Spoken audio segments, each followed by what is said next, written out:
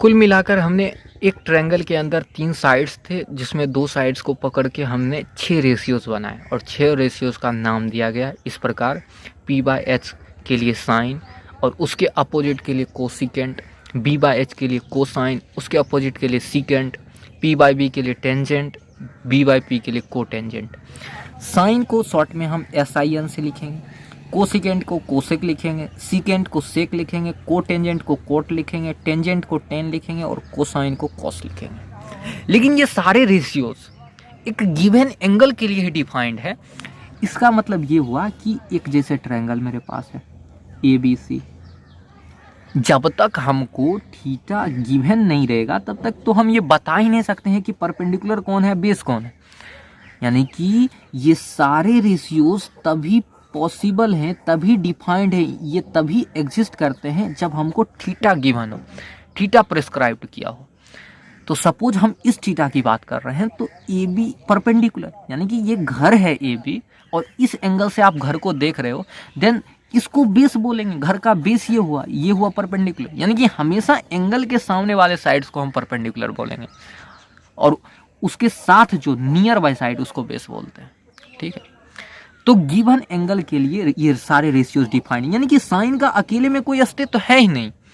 Sign of हमेशा किसी ना किसी थीटा की बात होगी, यानी कि ये गिवन थीटा के लिए परपेंडिकुलर और हाइपोटेनस का रेशियो क्या है, that is the meaning of sine theta. Sine theta is not sine into theta, this is not the product of sine and theta, this is for the given theta sin is defined, for given theta tan is defined. What is tan? Perpendicular by base, and perpendicular and base are only defined for a given theta. theta यदि दिया रहे तभी तो हम बताएंगे perpendicular base क्या है। अब हम लोग कैलकुलेट करेंगे कि अलग अलग एंगल्स के लिए ट्रिग्नोमेट्रिक रेशियोज का वैल्यू। मेरे पास 6 ट्रिग्नोमेट्रिक रेशियोज हैं। साइन, उसका उल्टा कोसेक, दूसरा है कोसाइन, उसका उल्टा सीकेंट, तीसरा है टेंजेंट, उसका उल्टा कोटेंजेंट। ये जो 6 रेशियोज हैं वो किसी ना किसी एंगल के लिए डिफाइंड है। अब मेरे पास यहाँ पर एंगल मौजूद है 0 degree, 30 degree, 45 degree, 60 degree, 90 degree. ये पांचों एंगल के लिए हम फाइंड करेंगे कि 6 ट्रिग्नोमेट्रिक रेशियोज का वैल्यू क्या होगा। यानी कि जैसे सपोज कोई एंगल है 30 डिग्री, यानी कि जब एंगल गिवन हो ये 30 डिग्री तो ट्रिग्नोमेट्रिक रेशियोज का वैल्यू क्या क्या आएगा इस 30 डिग्री के लिए। यानी कि ट्रिग्नोमेट्रिक रेशियोज मतलब p/b का वैल्यू बताओ इस 30 डिग्री के लिए क्या होगा, इस 30 डिग्री के लिए बताओ कि b/h का रेशियो क्या होगा। इस 30 डिग्री के लिए ये सारे रेशियोज हमको फाइंड करना है, उसका वैल्यू फाइंड करना है। और इस चैप्टर में हम सिर्फ एक्यूट एंगल यानी कि 0 से 90 तक की ही चर्चा करने वाले हैं।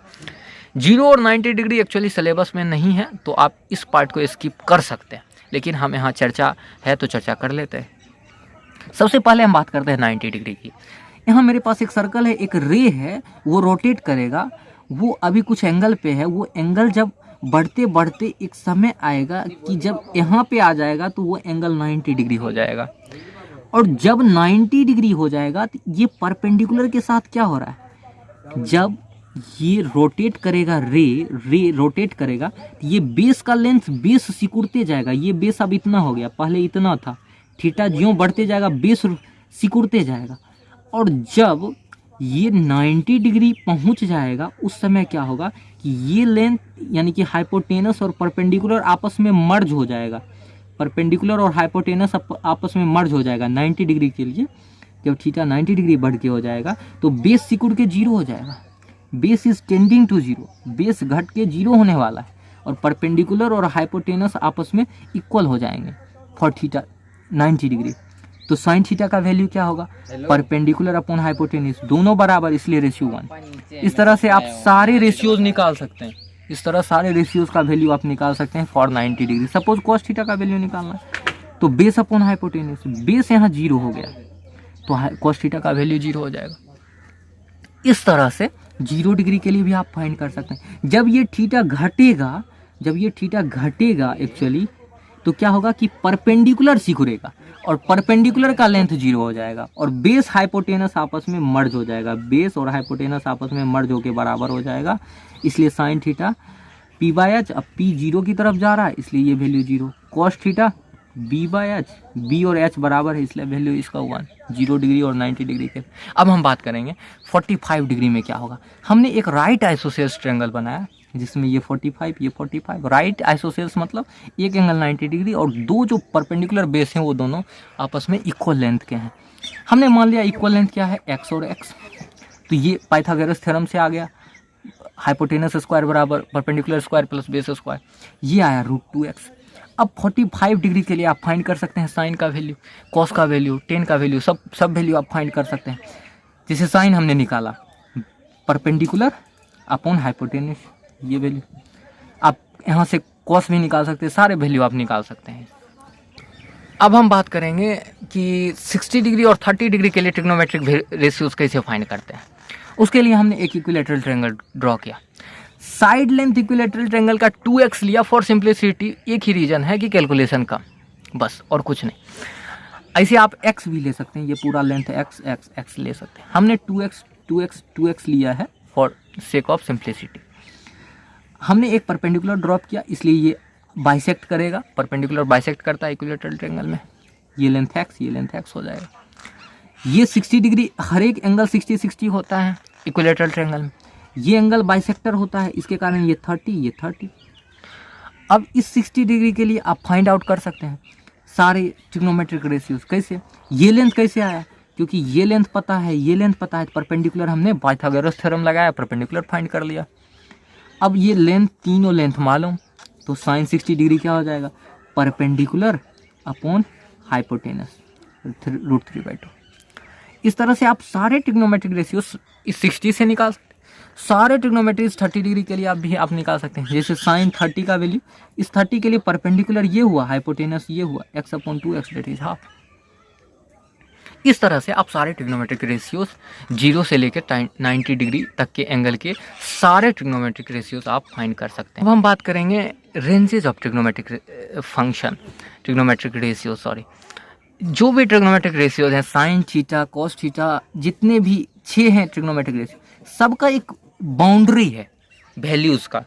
जैसे साइन थीटा का वैल्यू 1 से कभी बड़ा नहीं हो सकता और -1 से कभी छोटा नहीं हो सकता, या तो 1 होगा या तो -1 होगा, नहीं तो दोनों के बीच में होगा। इससे ना ही छोटा हो सकता है ना ही 1 से बड़ा, यानी कि साइन थीटा कहीं 4 अगर लिखा हो तो हम कहेंगे this is false, this can't happen.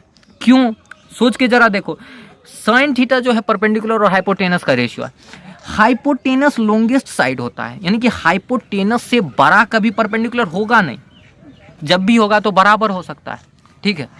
इसलिए इसका वैल्यू हमेशा, इसका जो मैग्नीट्यूड है वो 1 से छोटा ही होगा, क्योंकि परपेंडिकुलर हमेशा छोटा होगा, यानी कि डिनोमिनेटर जब बड़ा है तो फ्रैक्शन का वैल्यू 1 से छोटा ही होगा ना, इसलिए साइन थीटा।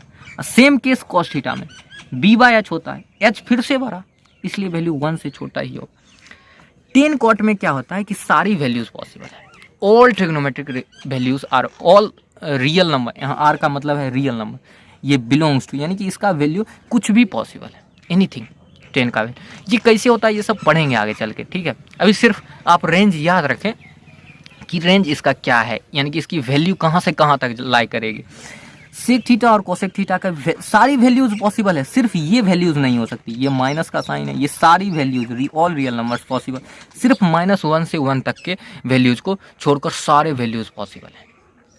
आप इसको सिंपली याद कर सकते हैं, अभी इसके प्रूफ की कोई ज़रूरत नहीं है। आप सिंपली साइन कॉस का रेंज -1 1 के बीच, टेन कॉट का रेंज क्या है, सारे रियल नंबर, यानी कि टेन थीटा, अगर कल के डेट में कोई पूछे कि टेन थीटा का वैल्यू 19,999 कुछ भी पूछे, यस ट्रू, कुछ भी ट्रू, कॉट थीटा के बारे में भी ट्रू, लेकिन टेन थीटा के बारे में पूछे क्या आयोटा हो सकता है, नहीं, कॉम्प्लेक्स नंबर नहीं हो सकता, जो भी होगा वो रियल नंबर होगा।